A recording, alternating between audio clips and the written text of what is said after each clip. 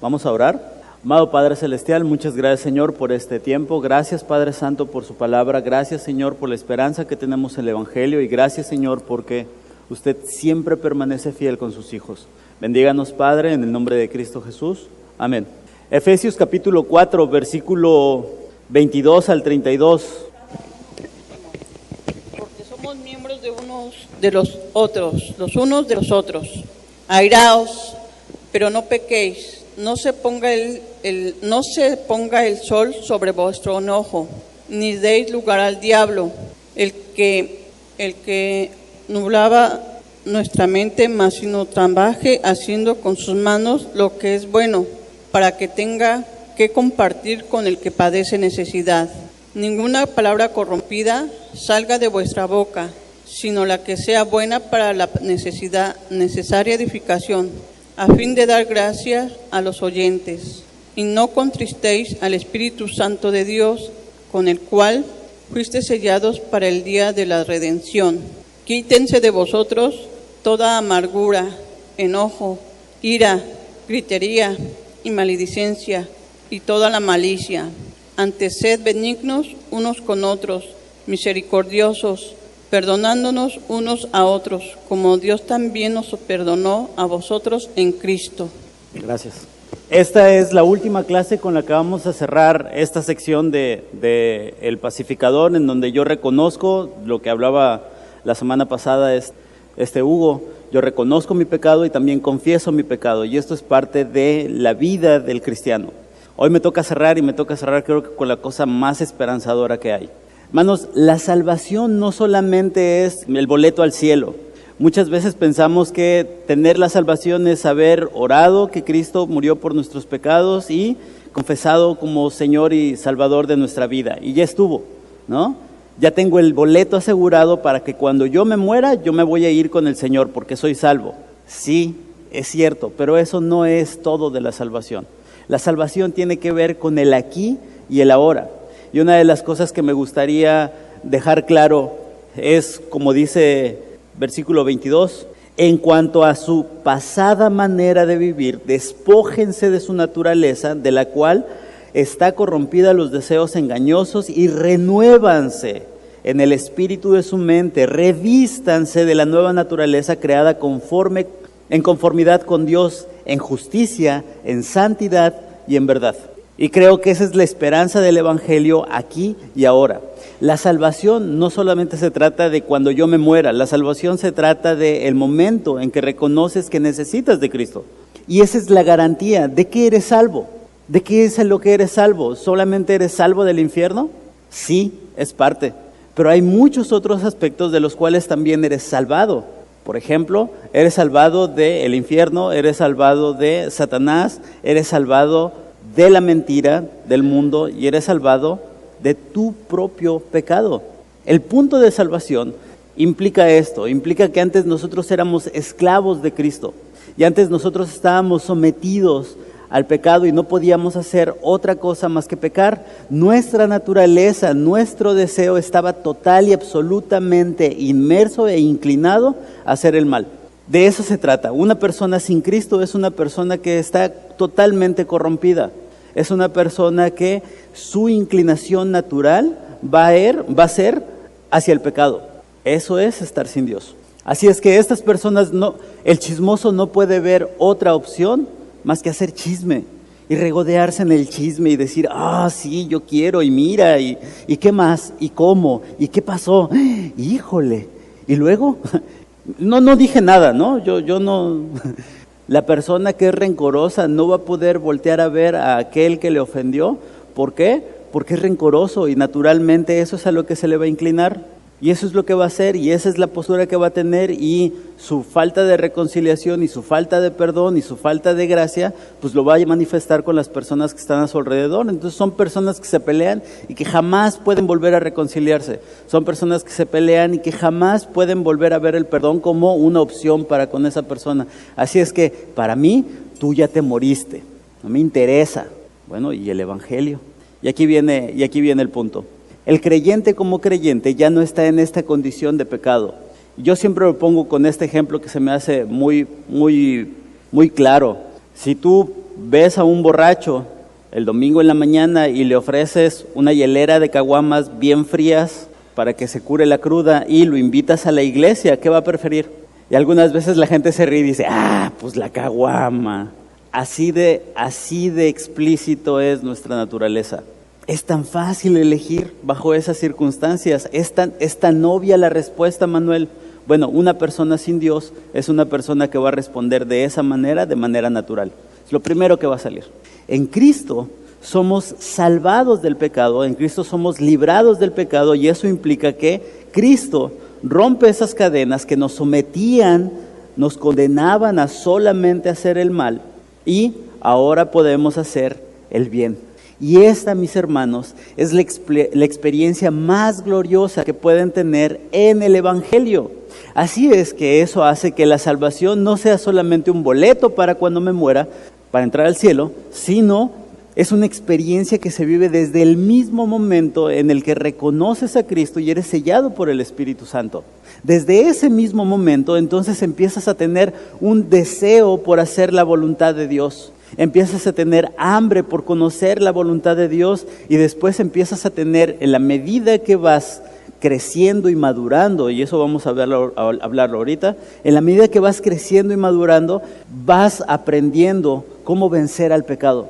Vas aprendiendo cuál es la voluntad de Dios, y entonces el creyente es libre del pecado para hacer la voluntad de Dios. Y la esperanza es esta. Acabamos de ver una persona que confiesa su pecado porque peca, porque hizo lo incorrecto, porque ofendió a otros, porque hizo lo que no debía de hacer. Pero hermanos, esta clase me gustaría dejarte claro que el que es verdaderamente creyente va a estar en este proceso el resto de su vida. Va a estar en este proceso de desvestirse de la vieja naturaleza y revestirse en la nueva naturaleza. Dejar de hacer lo que hacía de manera natural y comenzar a hacer lo que Dios me manda hacer, que antes no podía hacer. Así es que en ese sentido, hermanos, la salvación es poder. La salvación es poder hacer su voluntad, poder vivir en obediencia, poder vencer al pecado. Cuando compartimos el Evangelio, no solamente le estamos diciendo a la gente, mira, Dios es bien chido y mandó a su hijo porque te ama mucho. No, le estamos dando la solución, la única solución que lo puede sacar de la miseria, de todas las consecuencias de sus decisiones. Le estamos compartiendo la única salida que realmente puede sacarlos.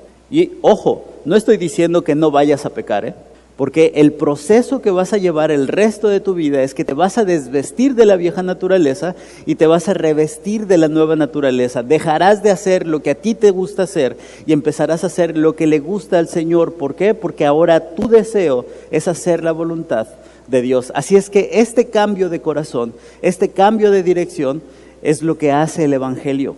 Y este poder hacer la voluntad de Dios, esta capacidad para hacer la voluntad de Dios, es lo que hace el Evangelio, mis hermanos. ¿Preguntas hasta aquí? Muy bien, les voy a pedir que tengan sus Biblias listas, por favor. Vamos a ver algunas de las prácticas que se necesita hacer para poder vivir en esta nueva naturaleza y para poder vencer al pecado. Y estas son algunas, porque yo pondría otras que ahorita les voy a mencionar. Número 1. Dios está ansioso por ayudarnos a crecer y cambiar. Y me gusta cómo lo pone. Dice Santiago que si tú eres falto de sabiduría, pídesela a Dios, porque Él te la va a dar en abundancia. No va a decir, bueno, te voy a dar tantito, un poquito más para otro. No, te la va a dar en abundancia. Porque lo que quiere es que sus hijos sean sabios, que teman al Señor, que hagan su voluntad, que busquen los métodos de Dios y que ejerzan la palabra de Dios en su vida. Así es que de parte de Dios, tú no tienes ninguna limitación para seguir en el pecado. De parte de Dios, Dios no ha negado ninguno de sus recursos a quienes son verdaderamente sus hijos para seguir en el pecado. No hay. Filipenses 1, 6 y 7 dice: estoy persuadido de que el que comenzó en ustedes la buena obra, la perfeccionará hasta el día de Jesucristo. Y aquí tienen que ver dos cosas que me gustaría decir. La primera tiene que ver con quién y la segunda tiene que ver con hasta dónde. Dice que el que inició la buena obra, es decir, Dios la va a perfeccionar. ¿Hasta dónde? Hasta el día de Jesucristo, hasta el fin, hasta que realmente se acabe. Así es que esto nos hace pensar en lo siguiente. Yo sé que la lucha con el pecado es encarnizada. Yo sé que la lucha con el pecado es cruel. Yo sé que la lucha con el pecado literalmente necesitas morir para que Cristo viva, y eso implica un cambio bastante drástico. Pero Dios permanece fiel y Dios está ahí. Y Dios está inmerso en esta obra de santificación. Y ojo, va a estar inmerso en esa obra de santificación hasta que cumpla su propósito. Hasta el último día Dios va a permanecer fiel. Hasta el último día Dios va a seguir dando recursos a sus hijos y va a seguir guiando a sus hijos y va a seguir dando palabra y va a seguir dando comunidad y va a seguir dando bendición para que sus hijos se mantengan en el camino correcto, haciendo lo que Él manda. Así es que para aquellas personas que piensan que la salvación se puede perder cuando pecas, no, la salvación no se puede perder porque aquel que inició la buena obra la va a perfeccionar hasta el fin. Cuando pecas, arrepiéntete inmediatamente y busca hacer la voluntad de Dios. Ese es el llamamiento de los hijos de Dios y ese es el ejercicio constante de desvestirse de la vieja naturaleza y revestirse de la nueva naturaleza. Ese es el ejercicio que vamos a estar manteniendo. Capítulo 2, versículo 13. Porque Dios es el que produce en ustedes lo mismo el querer como el hacer por su buena voluntad. Y un versículo anterior dice, cuiden su salvación con temor y temblor, porque Dios es el que produce. Y es una cuestión muy interesante porque me parece que es la doble responsabilidad. Cuando algunos cristianos leen este pasaje y dicen, bueno, pues yo me voy a dejar llevar por el río y que Dios haga su obra. Total, Él es el que va a producir y si no lo quiero hacer, pues es porque el Señor no quiere. No. El versículo anterior te hace responsable y te dice, cuida con temor y temblor tu salvación. No porque la vayas a perder, no porque Dios te va a decir, ahora te la voy a quitar porque ya pecaste. No. Pero el llamamiento de los hijos de Dios, como lo decía en el sermón del domingo, es que el temor de Jehová implica cargar lo más preciado, con más valor en nuestros brazos y lo haces con todo el cuidado del mundo. Esta es tu relación con Dios, así es que cuida con temor y temblor tu relación con Dios. Cuídalo como lo más preciado. Como si fuera una cuestión eterna con Dios. Así, en ese sentido. Y Romanos 8, 28 y 29 dice que todas las cosas nos pasan a bien para los que aman a Dios conforme al propósito con el que fuimos llamados, para ser transformados a la imagen de su Hijo. Y esto lo he dicho en varias ocasiones. El dolor que puede causar el pecado, el dolor que puede causar el pecado de otros sobre nosotros, el dolor que puede causar las consecuencias del pecado como la muerte o como la separación o como la discordia o como cualquier circunstancia en la que ustedes se encuentren o yo me encuentre. Todas esas circunstancias no podemos decir que son amables, no podemos decir que son, ¡ay, mira qué gozo! ¡Ay, falleció mi! No puedes decir que eso es algo agradable. Pero cuando ves que el propósito de Dios es pasarte por esas circunstancias, no por otras, por esas circunstancias, para que seas transformado a la imagen de Jesucristo, entonces cada evento en tu vida, cada circunstancia en tu existencia, cada situación que te acontece, lo ves con ese propósito. ¿Cómo puedo crecer en Cristo? ¿Cómo puedo reflejar a Cristo? ¿Cómo puedo hablar como Cristo? Esto está doliendo demasiado. Pero ¿cómo se va a llevar la gloria el Señor? No te sientes y preguntes por qué. No te sientes y cuestiones si la voluntad de Dios es buena o es mala, o si Dios es justo o injusto, o si Dios está distraído y no está viendo lo que estás pasando. Pregúntate, ¿cómo puedo reflejar a Cristo? Porque el propósito de toda circunstancia en tu vida tiene el propósito de transformarte a la imagen de Jesucristo. En una ocasión escuché una serie de sermones que se llamaba El Yunque. ¿Saben qué es el yunque? El yunque es donde los herreros ponen el metal y le pegan para forjar las piezas. Y me llamaba mucho la atención la serie porque hablaba sobre el sufrimiento, hablaba sobre las circunstancias, hablaba sobre el dolor, hablaba sobre el pecado de otros hacia mí. Y entonces el propósito de la serie de sermones era Hermano, cada golpe es porque Cristo te está forjando a la imagen del Señor, te está forjando a la imagen de Cristo. Cada golpe tiene el propósito de que tú puedas reflejar su carácter y puedas hacer su voluntad. Cada golpe no tiene que ver con tu comodidad, tiene que ver con su gloria. Y eso es algo que todos debemos entender. Siempre que cuestionamos la voluntad de Dios y siempre que cuestionamos la bondad de Dios y la justicia de Dios, es porque nos tocaron nuestra comodidad o tocaron algún ídolo que está interponiéndose entre Dios y nosotros. Y entonces ahí sí repelo. No, oye, o sea, quítame todo, pero eso no. Ahí es donde el Señor nos llama. Voy a seguir, porque si no me voy a quedar aquí. Dice, 2 preguntas que deberíamos de considerar. ¿Como hijo de Dios podemos decir no puedo? Ah, muy bien. Como hijo de Dios, una vez entendiendo la obra de Dios, y una vez entendiendo la fidelidad de Dios, y una vez entendiendo que Dios va a estar ahí hasta el fin, ¿puedo decir no puedo?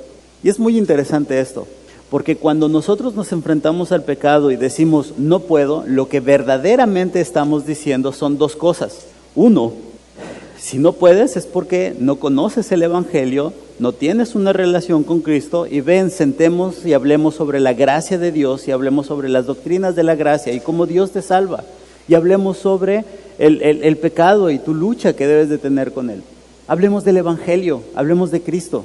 Pero si una persona entiende esto y dice no puedo, entonces tiene que luchar con una raíz mucho más profunda.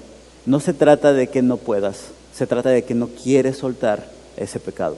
Paco. No sé si voy a alterar lo que vas a decir después. Solamente creo que esa pregunta a veces está entendida o está bajo el entendido de que yo voy a luchar con mis fuerzas, con mis fuerzas o con mis propios recursos, y entonces sí podría decir no puedo. Si van a ser mis propios recursos, voy a decir no puedo.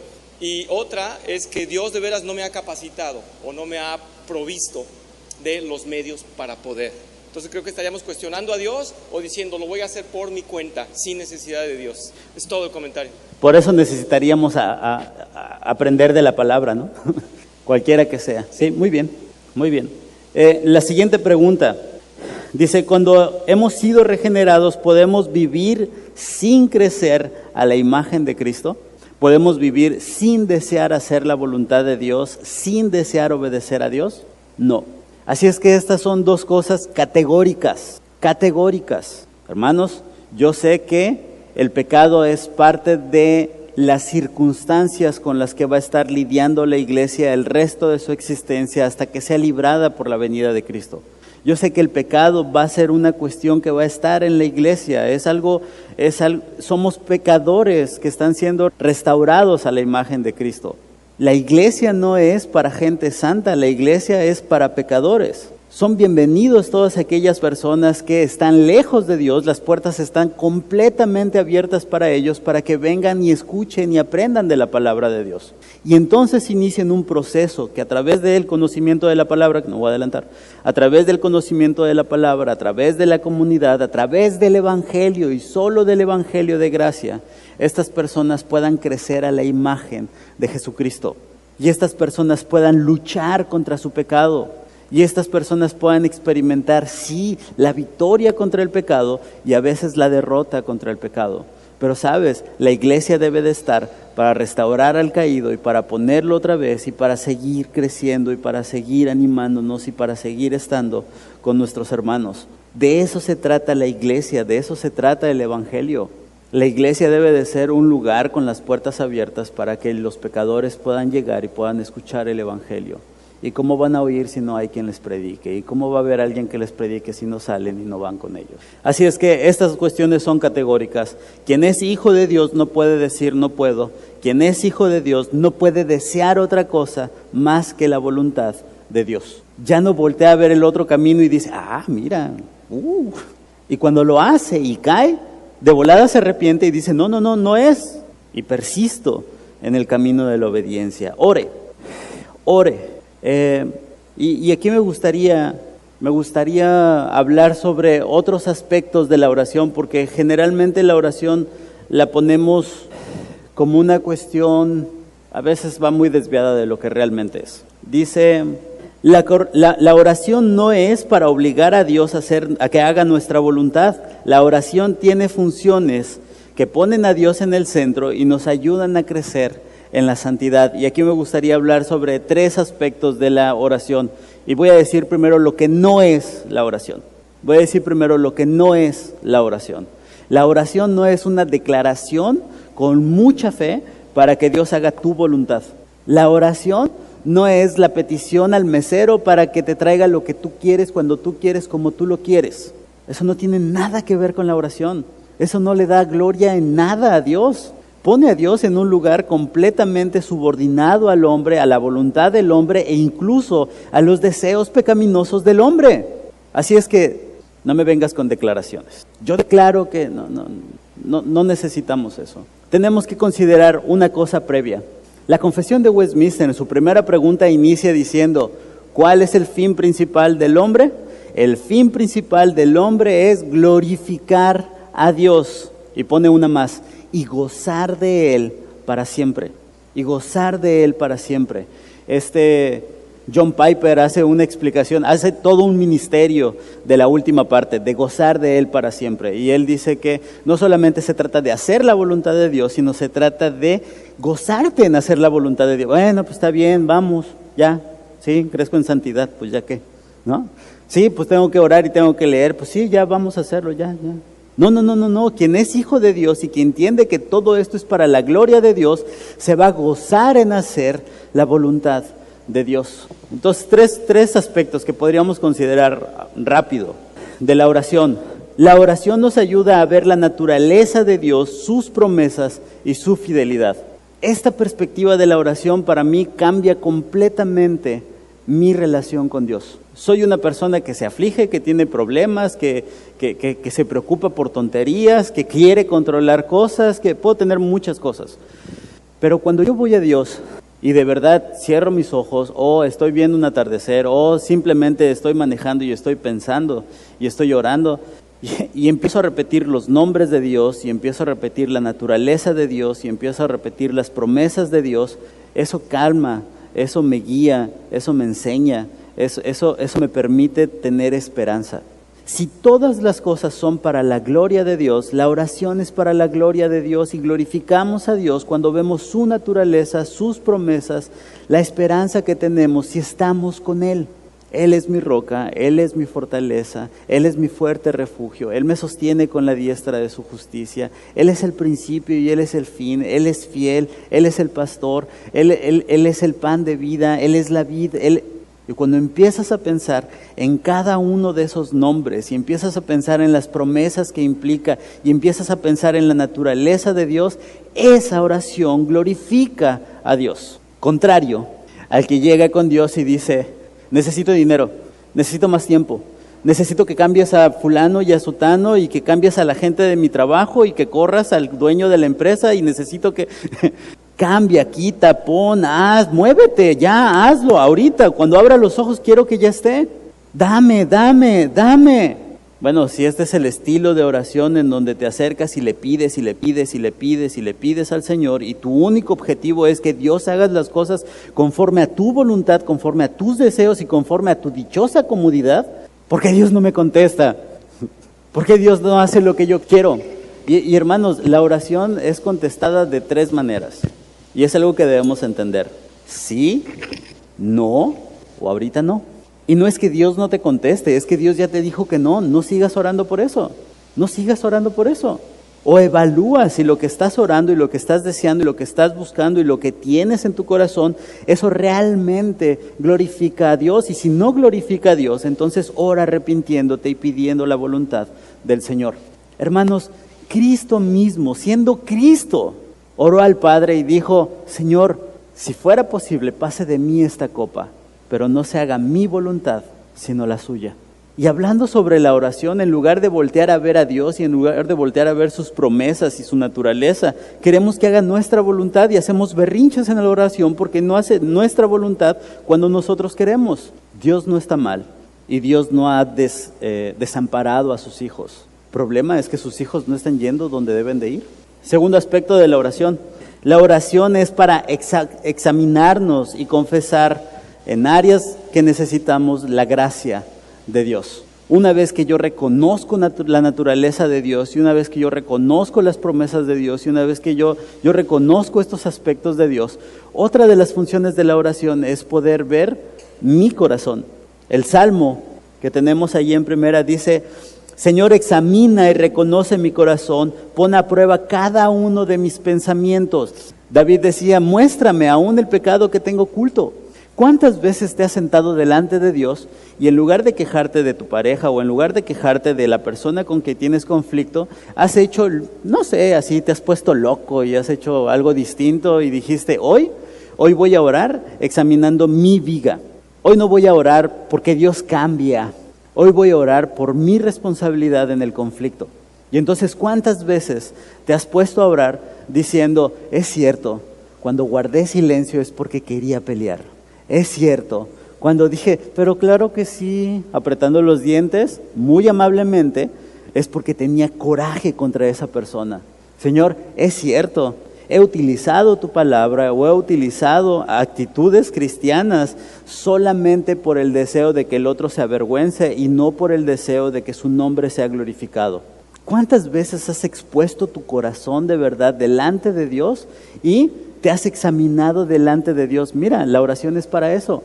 Si tú estás en un pleito, lo que generalmente hacemos es agarramos nuestra aljiba y empezamos a ponerle: sí, él hace esto, él hace aquello, él hace lo otro, no, espérame tantito, hace 20 años dijo que, y hace 30 años, y no, y el otro día me volteó a ver, y yo creo que cuando me volteó a ver, él estaba pensando que yo estaba pensando que él estaba sintiendo.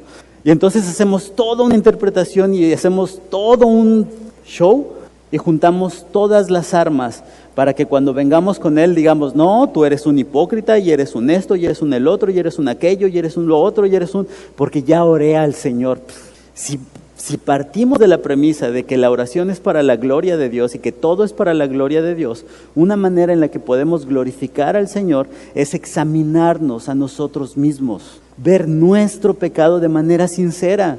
¿Cuánta diferencia haría que en lugar de estar viendo el pecado del otro, te sentaras delante de Dios y dijeras: Señor, es cierto, yo confieso que...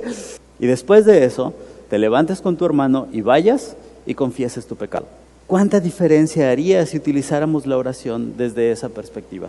La oración es para sentarnos en la gloria de Dios. Todo lo que hacemos y todo lo que buscamos debería de ser planeado, pensado, buscado, debería de ser considerado en cómo glorifico al Señor. Y ese es ejercicio de lo que decía antes.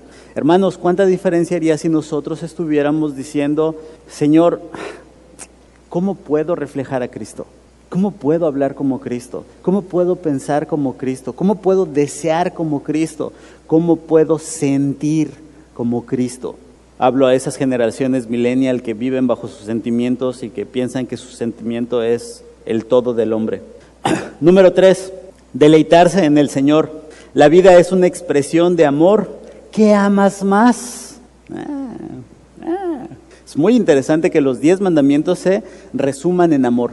Amar a Dios sobre todas las cosas, con todo tu ser, con todo tu corazón, y amar a tu prójimo como a ti mismo. El problema es una cuestión de amor. El pecado tiene que ver con una cuestión de amor. ¿A quién amas más que a Dios? ¿En qué te deleitas más que en Dios? Porque la vida se trata de eso. Y es una cuestión muy interesante. Piensa en el pecado que te gusta.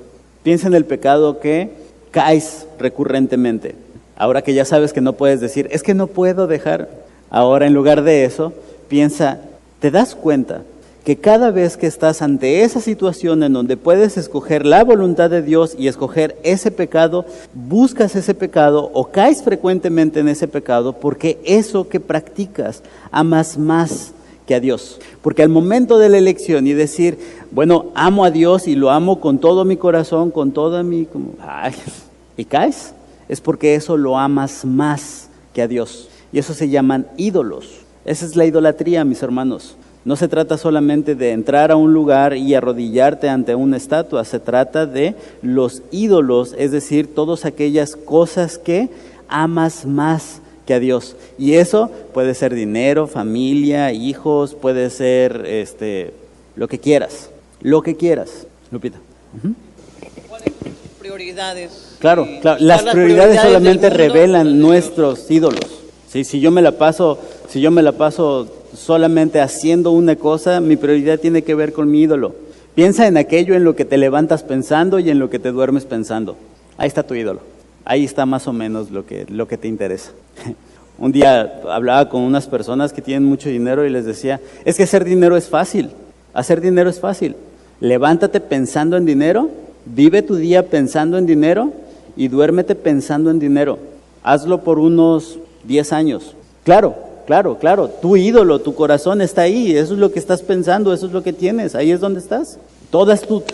Y es eso, todo lo que yo pienso, todo lo que yo siento, todo lo que yo tengo, lo tengo para generar más dinero, o para generar más, o para generar más, o generar más, o generar más. Si eres una de esas mamás cuervos que solamente se enfocan en ser amados por sus hijas, amadas por sus hijas, entonces todo lo ves en cómo puedo consentir a mi niño, lo que quiera, como quiera, cuando quiera, yo estoy aquí para servirle. Y así si lo ves en cada uno de los aspectos, en cada uno, y digo, solamente el dinero es un ejemplo, pero puede ser cualquier cosa. Así es que una de las maneras en las que puedes empezar a trabajar en tu propio corazón es, ¿por qué amo más esto que a Dios? ¿Por qué esto me interesa más que Dios? No es cierto. Yo soy cristiano, yo jamás diría que tendría ídolos y que me interesa otra cosa más que Dios. La última vez que pecaste, estuviste delante de Dios, ya sabías la voluntad de Dios, sabías que Dios te decía vete por este lado, pero tú dijiste no me voy a ir por este lado. ¿Por qué te fuiste por ese lado? Porque lo que ibas a tener, porque lo que creíste que ibas a obtener de eso era más importante que estar en paz con Dios. Y eso se llaman ídolos. Y eso es lo que Dios condena en el Antiguo Testamento y en el Nuevo Testamento. Cuando los ancianos se acercan con Ezequiel y dicen, queremos hablar con el Señor, ¿sabes qué es lo que el Señor les dice? ¿Sabes qué es lo que le dice Ezequiel? No voy a hablar con ellos hasta que se limpien de sus ídolos. Y no estaba hablando de las imágenes que ponían, sino estaba hablando de los ídolos de su corazón. ¿Quieres venir delante de mí? ¿Quieres conocer mi voluntad cuando tienes a tus ídolos en medio? Cada vez que pase, ¿sabes qué va a decir? Dios te va a decir, no ames al dinero, pero el Señor me da tanta comodidad. No ames a tus hijos más que a mí, pero Señor, son mis bendiciones, ¿qué quieres que haga? No ames más el poder que a mí, pero Señor, sin poder no soy nada. Por eso Dios les dice, voy a que se limpien primero de sus ídolos del corazón y después vengan conmigo. Porque mientras esos ídolos estén ahí, el crecimiento a la imagen de Jesucristo no va a poder ser. Me voy a apurar porque tengo que tomar esta. La Biblia enfatiza frecuentemente la estrecha conexión entre el pensamiento transformado y el crecimiento del carácter. Juan 17:17 dice que santifícalos en tu palabra es verdad. ¿Sí? Santifícalos en la verdad, tu palabra es verdad. Hermanos, no podemos decir que vamos a querer crecer en nuestra relación con Dios si no estudias. Y aquí lo voy a poner así de claro.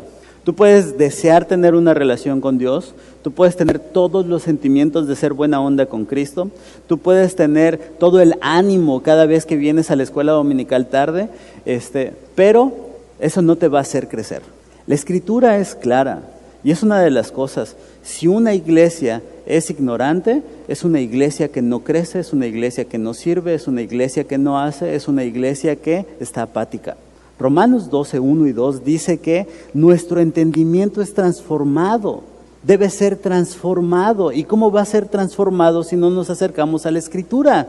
Timoteo dice, toda Escritura es inspirada por Dios y útil para. Y al final del versículo 17 dice, para que el siervo de Dios esté enteramente capacitado para toda buena obra. Enteramente capacitado para toda buena obra. Ahí está, ese es el punto. El creyente no puede crecer en su relación con Dios si no es a través de la Escritura. Es que el pastor me dijo que y me profetizó que, no. Es que llegué tarde a la escuela dominical, no. Independientemente de que llegues a tiempo a la escuela dominical y que te aguantes la escuela dominical de Manuel o que te aguantes el sermón, no el mío, es que te aguantes mi sermón, eso no es suficiente. Tú necesitas de manera diaria, cotidiana, estar reflexionando sobre la Escritura, aprendiendo la palabra de Dios, memorizando la Escritura, sabiendo qué fue lo que pasó con el pueblo y cómo Dios lo rescató para que tú puedas entender tu vida y para que puedas interpretar los hechos que están pasando a tu alrededor. Hermanos, por falta de conocimiento el pueblo se extravió. Y eso no solo pasó en el Antiguo Testamento, eso sigue pasando hasta el día de hoy. Es responsabilidad de cada uno de ustedes acercarse a la palabra y buscar la enseñanza de la palabra. Es responsabilidad de cada uno de ustedes estar en comunión con la palabra de Dios. Si nosotros leyéramos más la Escritura, diríamos menos, ¿por qué, Señor? Ven, vamos a ver la Escritura. Romanos 8, 28 y 29 dice que para que seas transformado a la imagen de Jesucristo. Ven, vamos a ver la Escritura para que puedas ser enteramente capacitado para toda buena obra. Ven, vamos a la Escritura porque este es el medio que el Espíritu Santo utiliza para transformarte todos los días de tu vida. Todos los días de tu vida. Así es que, hermanos, y con esta me gustaría añadir una que no está en el material. El estudio de la palabra tiene forzosamente que ser de manera privada. Es decir, aunque tú vengas al estudio de escuela dominical, tú tienes que estudiar en tu casa y tú tienes que leer en tu casa y tú tienes que tener una vida devocional y tú tienes que estar escudriñando las Escrituras. ¿Ok? ¿Sí queda claro? Esa es tu responsabilidad y ese es el tiempo que tú tienes que apartar y que tú tienes que buscar al Señor y que tienes que ponerte delante de Dios para decirle con toda humildad, Señor, guíeme, Señor, enséñeme. ¿Ok? El estudio de la Escritura tiene que ser de manera forzosa y categórica en comunidad. Tú puedes tener tu relación con Dios y tú puedes estar leyendo 25 capítulos diarios y tú puedes estar leyendo todo el Antiguo Testamento en una semana. ¡Oh, gloria a Dios! Pero cuando tú estudias en comunidad, cuando tú estudias en la iglesia, y cuando tú echas mano de los dones que Dios ha provisto, que el Espíritu Santo ha provisto para enseñar en la iglesia a través de personas, entonces tu fe también va a ser edificada. Pedro dice que la interpretación de la Escritura no es de manera privada, tiene que ser en comunidad. El libro de Hechos, capítulo 2, versículo 40 y tantos, dice que toda la iglesia se juntaba y partían el pan y estaban en comunión y escudriñaban las Escrituras y aprendían del Señor. El capítulo 6 de Hechos dice que Pedro identifica que el problema no era la repartición a las ancianas, el problema es que ellos no deben dejar de ¿qué? De predicar la palabra de Dios, de enseñar la palabra de Dios. Porque si ellos dejaban de enseñar la palabra de Dios, entonces eso se iba a perder. Y el final del texto dice que no solamente la iglesia siguió creciendo, no solamente la iglesia se estructuró, sino que aún los religiosos se habían convertido. ¿Por qué?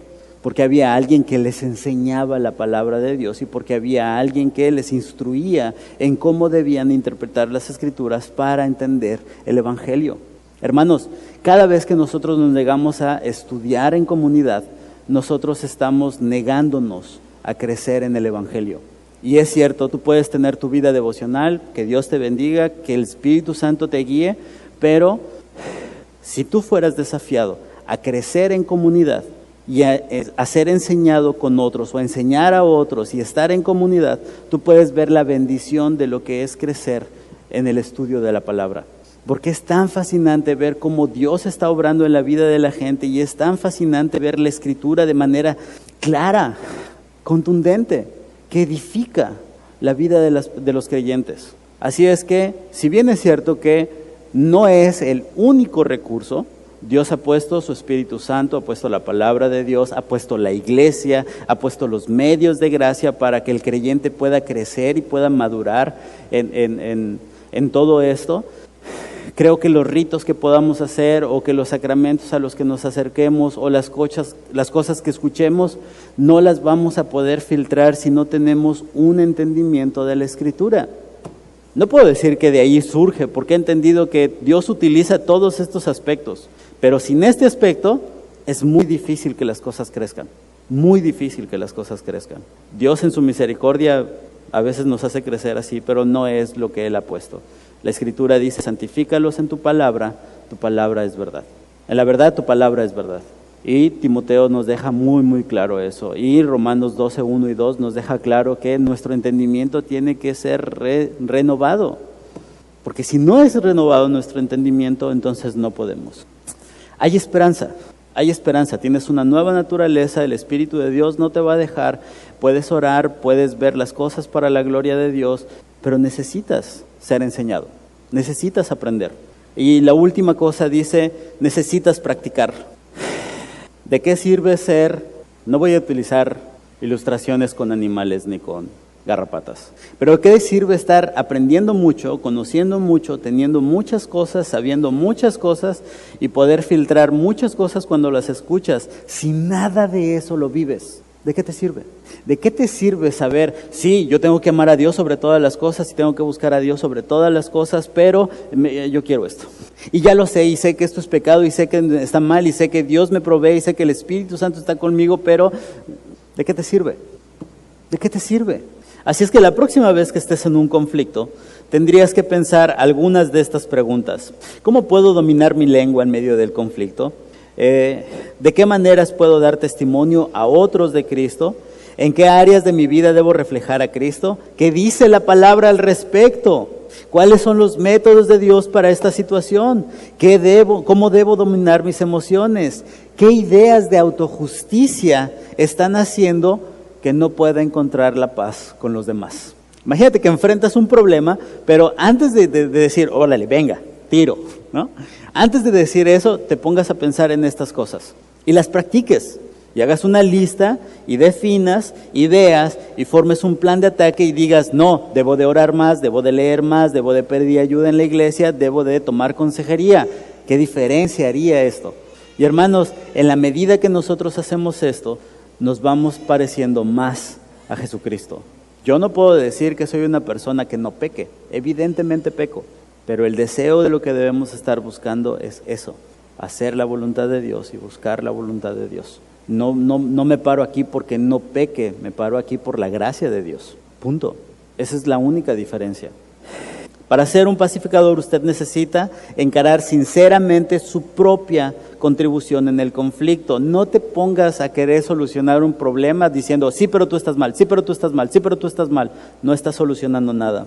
Este proceso de limpieza o purificación está inspirado en la promesa de que Jesús, de que ha perdonado nuestros pecados y quiere purificarnos de los ídolos y los hábitos que causan conflicto. Primera de Juan 1:9 dice que si nosotros venimos y confesamos nuestros pecados, Él es fiel y justo para perdonarnos de toda maldad, ¿no es cierto? Dice, nos llama a cooperar en el proceso del arrepentimiento, un autoexamen, la confesión y cambio personal. Cuanto más fielmente usted tome de su gracia y siga estos pasos, más útil será para hacer la paz. Al mismo tiempo, una vez que usted saque la paja de su propio ojo, estará mejor preparado para restaurar con humildemente a los demás. Si tú estás en un conflicto es porque participaste en el conflicto. Ciertamente hay personas que pecan contra ti, pero cuando tú respondes con pecado, cuando tú respondes con rencor, ya estás participando del conflicto. Hermanos, todos luchamos con el pecado y lo que deberías de hacer es examinar tu propia vida, confesar tu pecado a Dios, confesar tu pecado a tu hermano de manera explícita y entonces poder ser desafiado a hacer la voluntad de Dios. A partir de la siguiente semana, supongo, vamos a hablar ¿sobre qué vamos a hablar, Paco? Vamos a hablar sobre cómo hablar con mi hermano. El siguiente capítulo tiene que ver con eso. Mateo 18, 15 al 17, que es donde se basa el sistema del pacificador, dice que si ves a tu hermano pecar, vayas con él y hables con él a solas, a solas. Si tu hermano se arrepiente, has ganado a tu hermano. Si no se arrepiente, entonces lleves a dos o tres, a uno o dos, para que en boca de tres conste toda palabra. Y si no, entonces sí que se lo digas a la iglesia. O que se lo digas a las autoridades de la iglesia y que la iglesia, las autoridades de la iglesia tomen la disciplina necesaria que tenga que ver con esa persona que no se quiere arrepentir después de 3 veces. La siguiente parte tiene que ver con hablar con tu hermano a solas, ¿sí? ¿Cómo voy a ir a hablar con mi hermano a solas? ¿Qué es lo que debo de decirle? ¿Cómo debo de decirle? ¿Cómo me tengo que preparar para hablar con mi hermano? De eso es de lo que vamos a hablar, ¿sí? ¿Alguna pregunta? Sí. servir. Sí, dice el Señor en su palabra, en el capítulo, en el punto 5, que practique, que dice que no ser tan solo oidores, sino también hacedores de su palabra. Se tiene que reflejar en nuestra vida, pero también es en el servicio en la iglesia. Sí, claro, en todas las áreas de nuestra vida, en todas las áreas de nuestra vida. Y cuando uno no está sirviendo, no está haciendo lo que... Prácticamente. Pero en ese punto de servir, tienen que ser escogidos por, no sé, por los líderes, o uno tiene que buscar que servir. En el libro de Corintios se nos enseña que cada persona dentro de la iglesia tiene un don, y ese don tiene que ser puesto al servicio de sus hermanos para predicación del evangelio. Probablemente el pastor no va a conocer a todos, ni va a saber los dones de todos, ni va a tener los dones de todos, pero si Dios me está moviendo a que yo estoy estudiando, yo estoy aprendiendo de la palabra, yo estoy practicando y quiero servir en un ministerio, pues yo me tengo que acercar a los líderes y tengo que decir, yo puedo. Oye, ¿y qué sabes hacer? Y aquí yo les decía, como el sermón pasado, no se trata de, mira, tengo un plan y yo voy a hacer, no, es yo sé hacer esto, y en donde ustedes me vean para servir, yo estoy dispuesto a servir, ¿sí? Así es que la responsabilidad de los líderes ha de ser de evaluar, ver, considerar y ver la manera en cómo meterte en el flujo de los ministerios para que puedas ir creciendo en eso, ¿no? Así es que es una doble responsabilidad, Manuel, ahorita decías que si estudiamos la palabra en casa o la estudiamos en comunidad, o sea, quiero entender que si la estudio en comunidad pero no la estudio en casa, no está teniendo validez, o viceversa, si la estoy estudiando en casa y no estoy yendo a comunidad, ¿no tiene validez? No sé cómo defines validez, pero lo que sí creo es que no va a edificar lo suficiente. Si tú escuchas solamente la mitad de esta escuela dominical, no va a ser lo mismo que lo escuches todo, es lo mismo. ¿Puede edificar? Claro que sí, porque es palabra de Dios, va a edificar, pero para que un creyente pueda tener crecimiento y madurez en su fe, necesita estudiar de manera individual y también necesita estudiar en comunidad, ¿sí? No que sea inválida, no que sea inválida, pero la madurez es así, es el paquete completo. ¿Alguien más? ¿No? Padre Santo, muchas gracias, Señor, por este tiempo. Gracias, Padre mío, porque podemos tener esperanza de cambio, podemos tener esperanza de que el Evangelio es real y que el Evangelio transforma vidas, Señor. Suplico por vida nueva para que usted la bendiga. Suplico, Señor, que su Santo Espíritu la guíe en el entendimiento de la verdad y en la práctica de esta, Señor. Suplico, Padre Santo, que mis hermanos y yo podamos ser desafiados a orar, considerando su naturaleza, sus promesas, considerando nuestro pecado, Señor, y también buscando su gloria, Padre Santo. Suplico, Señor, que usted sea el que nos guíe, y Padre Santo, que esta iglesia pueda moverse para su gloria, predicando el Evangelio, mi Señor. En el nombre de Cristo Jesús, amén.